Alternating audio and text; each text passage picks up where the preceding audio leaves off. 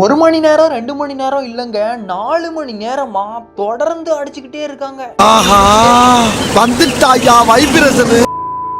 Hi guys, இன்னைக்கு சொரிமுத்து ஐயனார் கோயிலோட 2வது நாள் பயணத்தை தான் பார்க்க போறீங்க. காலையில எந்திரிச்சு பல்லு தேய்ச்சிக்கிட்டு இருக்கும் போதே நமக்கு ஒருத்தர் என்ட்ரி கொடுத்தாரு. அப்படியே பல்ல தேய்ச்சிட்டு அண்ணாந்து பார்த்தா வானத்துக்கு மேல கலர் கலரா இருக்கு. என்னன்னு பார்த்தா வானவில்லுங்க. பார்த்து எவ்வளோ வருஷம் ஆச்சு, எங்கேயா போனேன்னு கேட்டேன். நான் அந்த மாதிரி இடத்துல தான் ஏன் வருவேன்னு சொல்லுது. நோய் என்ன நீ பைத்தியக்காரனவே நினைச்சிருக்கிறல்ல நீ.